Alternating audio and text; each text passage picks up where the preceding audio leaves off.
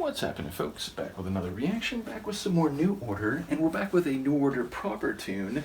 And I'd like to give a big shout out to Erik, who has shared a number of vinyl with me, and by extension all of you, but also to Chris, who has provided New Order and a lot of other material, which I've really just sort of, touched the very tip of the iceberg at this point. But we are going to jump back to Republic 1993. Now, I did already do the Regret tune, so we're jumping back in with the second track, which is World.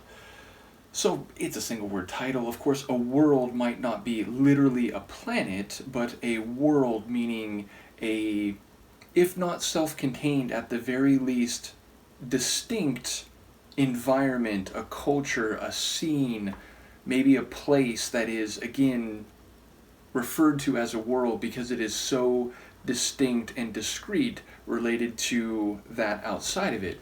So yes, I don't necessarily expect this to relate to an entire planet. And of course there are fantasy worlds, worlds that don't exist in any meaningful physical sense, but they are the product of someone or many people's minds and feelings and ideas. So yeah, it's the kind of word that can apply to a lot of different things, and of course within any one of those different directions it might go in various manners. So I'll see what I can pick up on a first listen. This is New Order, the track is World, and it's the second track on their 1993 album, Republic. I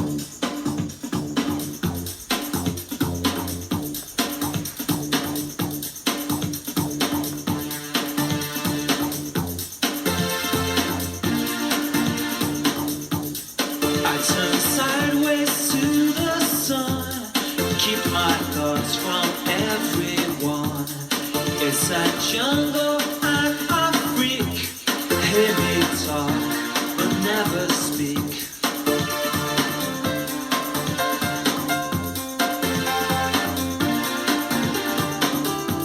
So I'm stepping out of time, because breaking is a crime. And it may all be too late, but I've no passion for this hate.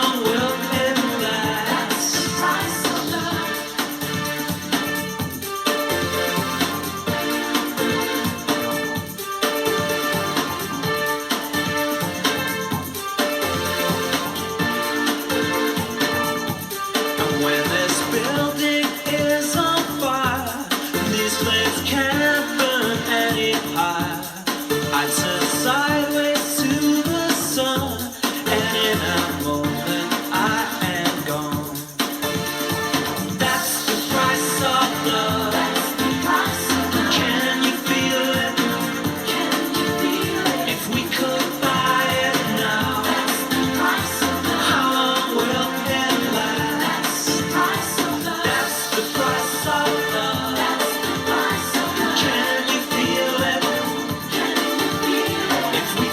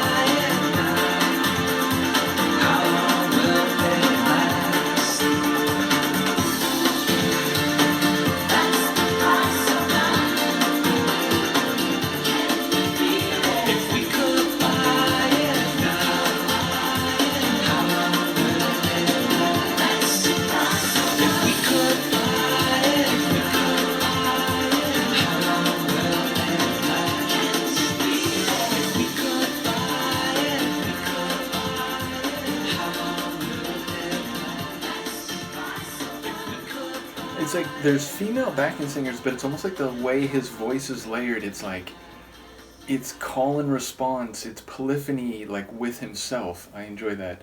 So yeah, definitely like early '90s breakbeat, or like as it was called in like underground culture, like hardcore vibes, and sort of those early '90s keyboard riffs, which again in like a lot of house music and so on, that would be part of like the underground scene. Like you hear stuff like that. So again, there's been some Pet Shop Boys tunes where it's like, oh damn, like people told me that Chris kind of was involved in that scene a little bit and so on, and I can certainly hear that. And here again, it's got that like electronica breakbeat, like dance floor style atmosphere. And I do enjoy the different keyboard lines. There's one that sounds like more true piano, or like keyboard kit in piano style. And yeah, like obviously that's the price of love is sort of the main refrain here, and I guess like the world could be this separate world, but then like maybe having to give up the other parts of it. I'm not quite sure what to make of it lyrically, but it seems to be the essence, or the essence seems to be that it's related to love.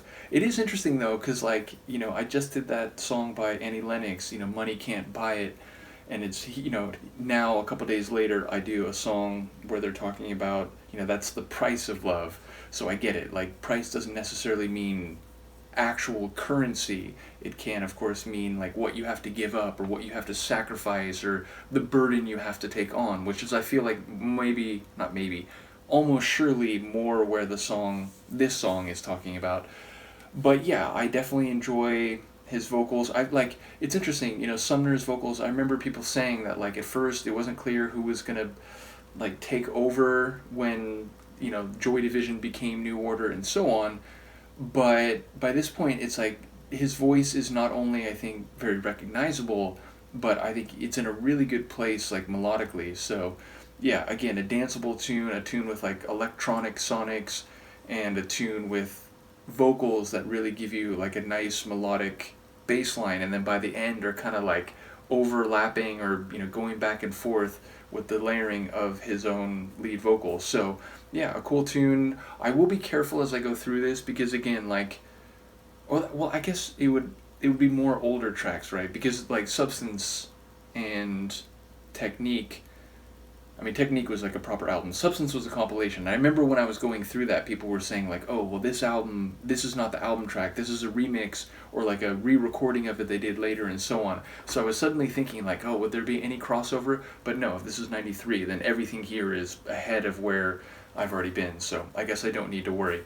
In any case, thank you, as I said, to Chris and to Erik and to all those who've been part of the New Order deep dive going back. Let me know what you think, and I will see you next time. Peace.